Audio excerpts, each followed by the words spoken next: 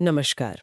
जीवन एक नदी की तरह है जिसमें सुख दुख सफलता असफलता की लहरें ये सब तो लगातार उठती ही रहती हैं। जी बिल्कुल। कभी हम खुशी में जैसे बह जाते हैं तो कभी निराशा के भंवर में मतलब फंस जाते हैं।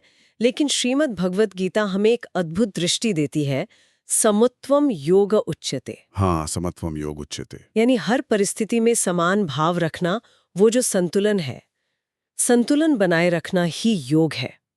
आज हम इसी गहरे सूत्र पर थोड़ी बात करेंगे कि कैसे ये संतुलन हमें सच्ची शांति और जीवन का सही अर्थ दे सकता है। बिल्कुल सही कहा आपने। गीता का यह श्लोक सुख दुखे समय कृत्वा लाभालाभो जया जयो, ये इसी संतुलन का सार है असल में। अच्छा। सुख दुख लाभ हानि जय पराजय ये जीवन के द्वंद्व हैं, मतलब ये आते जाते रहते हैं। समत्व का अर्थ है इन बदलते हालातों के बीच अपने मन को स्थिर रखना और विचलित रहना। स्थिर रखना। जी हाँ, ये समझना बहुत जरूरी है कि बाहरी परिस्थितियां हमारे नियंत्रण में नहीं हैं हमेशा, वो तो बदलेंगी, क्षणभंगुर हैं। असली शक्ति तो हमारे भीतर है, मन की स्थिरता में है ना, समभाव में। हाँ, ये स्थिरता कहना आसान है, पर जीवन में उतारना काफी चुनौतीपूर्ण लगता है। मुझे याद है कुछ साल पहले एक जरूरी नौकरी के लिए साक्षात्कार दिया था मैंने। अच्छा। जब मैं असफल हुई तो लगा जैसे सब खत्म हो गया। घोर निराशा थी। फिर जब दूसरा मौका मिला तो मैं इतनी ज्यादा उत्साहित हो गई कि मतलब रात भर सो नहीं पाई। हाँ हाँ, होता है ऐसा। दोनों ही स्थितियों में मेरा मन पूरी तरह से बाहरी परिणाम पर टिका था, बिल्कुल अस्थिर। और यही अस्थिरता हमें थका देती है, सही ना? आपके अनुभव में फिर गीता का ये संदेश कैसे काम आया? मतलब समत्व का अभ्यास कैसे शुरू किया आपने? हाँ बिल्कुल, थका देती है। एक मार्गदर्शक थे, उन्होंने मुझे इसी सिद्धांत की याद दिलाई। फिर मैंने थोड़ा आत्मचिंतन शुरू किया। रोज सुबह कुछ देर शांत बैठकर ये विचार करने लगी कि मैं केवल ये शरीर या ये परिस्थिति नहीं हूँ, मैं वो चेतना हूँ जो इन अनुभवों को देख रही है। ये दोहराना कि सुख और दुख दोनों अस्थायी हैं, मेरा असली स्वरूप तो शांत है। धीरे धीरे मैंने महसूस किया कि मैं परिणामों से थोड़ा कम बंधने लगी हूँ। अच्छा, ये प्रैक्टिस से आया? हाँ, प्रैक्टिस से। नतीजा ये हुआ कि मुझे एक बेहतर नौकरी मिली, पर उससे भी बड़ा सबक ये मिला कि बाहरी सफलता या असफलता से परे मन की शांति बनाए रखना वो संभव है। बहुत सुंदर बात कही आपने। ये जो आंतरिक स्थिरता है, यही समत्व है। और ये सिर्फ नौकरी या करियर तक ही सीमित नहीं है जैसा आप कह रही हैं, हमारे रिश्तों पर भी इसका बहुत गहरा असर पड़ता है। हाँ, रिश्तों पर तो बहुत ही ज्यादा। मेरे एक मित्र हैं राहुल, पहले उनका अपनी पत्नी के साथ काफी तनाव रहता था। मतलब छोटी छोटी बातों पर गुस्सा आ जाना या फिर किसी अच्छी खबर पर एकदम जरूरत से ज्यादा उत्साह।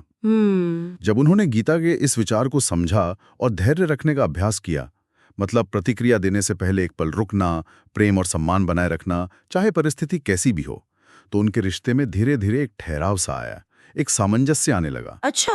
तो समत्व का अर्थ भावनाओं को दबाना नहीं है, बल्कि उन्हें समझकर बिना उनमें बहे सही दिशा देना है। ये रिश्तों वाली बात बहुत महत्वपूर्ण है, क्योंकि वहीं पर भावनाएं सबसे तीव्र होती हैं, है ना? हाँ, बिल्कुल। लेकिन आज के समय में एक और बड़ी चुनौती है तनाव, काम का दबाव, भविष्य की चिंता। ये सब बहुत आम हो गया है। मेरा एक सहकर्मी है विक्रम, वो एक बड़े प्रोजेक्ट को लेकर बहुत ज्यादा तनाव में था। उसे असफलता का डर सता रहा था। ये तो आजकल बहुत कॉमन है। ऐसे में समत्व कैसे मदद कर सकता है? क्या ये सिर्फ एक फिलॉसफिकल विचार है या ये वाकई में तनाव कम करता है? नहीं, इसने व्यावहारिक रूप से मदद की।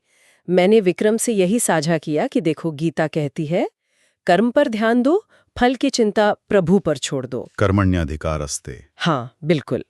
उसने सुबह कुछ मिनट ध्यान करना और अपने काम को सिर्फ एक ड्यूटी के तरह नहीं, बल्कि ईश्वर को समर्पण के भाव से करना शुरू किया। अच्छा, ये नजरिया बदला। हाँ, ये नजरिया बदलने से कि मेरा काम सिर्फ प्रयास करना है, परिणाम मेरे हाथ में नहीं, उसका डर कम हुआ, वो शांत हुआ तो बेहतर तरीके से काम कर पाया और अंततः सफल भी हुआ।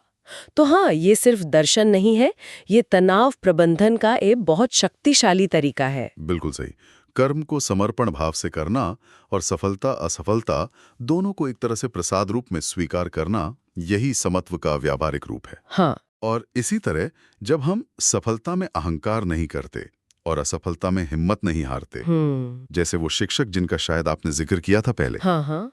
जब वो सम्मान मिलने पर अभिमान नहीं करते और चुनौतियों में निराश नहीं होते, तब हम वास्तव में संतुलित होते हैं।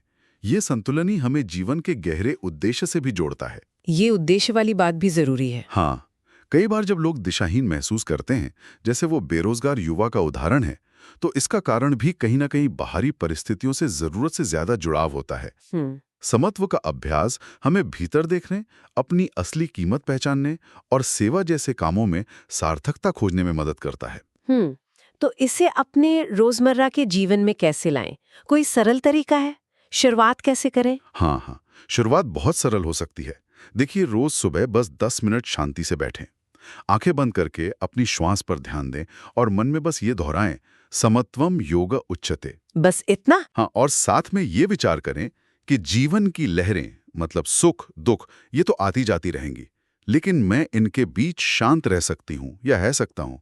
अपने दिन भर के कामों को, चाहे छोटे हों या बड़े, ईश्वर को समर्पित करने का भाव रखें। जैसे ही ये अभ्यास शुरू करेंगे ना, आप पाएंगे कि मन में एक स्थिरता आने लगी है। ये सचमुच शक्तिशाली लगता है।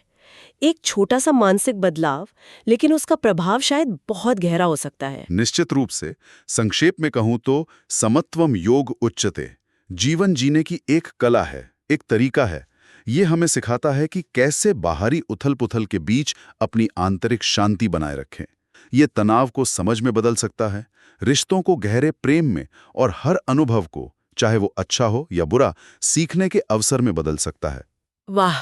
ये जीवन को अधिक संतुलित, सार्थक और शांत बनाता है। तो आज के लिए एक अंतिम विचार सबके लिए छोड़ जाते हैं। संतुलन का अभ्यास तो महत्वपूर्ण है ही, पर इसके अलावा आज ऐसा कौन सा एक छोटा सा कदम उठाया जा सकता है?